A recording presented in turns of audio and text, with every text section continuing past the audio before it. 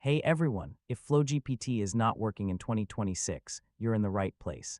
In this guide, I'll show you several methods to troubleshoot and fix common FlowGPT issues.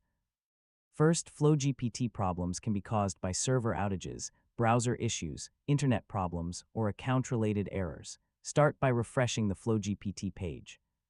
Sometimes temporary glitches can be fixed with a simple reload. Make sure your internet connection is stable and working properly. Try signing out of your FlowGPT account and then logging back in. Clearing your browser cache and cookies can help resolve loading and login issues. Some extensions, especially ad blockers and privacy tools, may interfere with FlowGPT.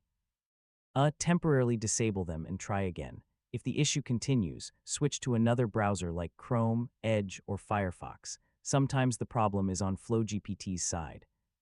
Wait for the service to recover if there is a temporary outage. Yeah, VPNs or proxy services can occasionally cause connection problems. Try disabling them temporarily.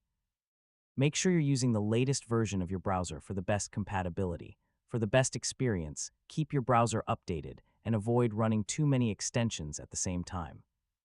A common mistake is assuming the issue is with your account when it may actually be a temporary server problem. And that's it. You've successfully learned how to fix FlowGPT not working in 2026. Thanks for watching, and I'll see you in the next tutorial.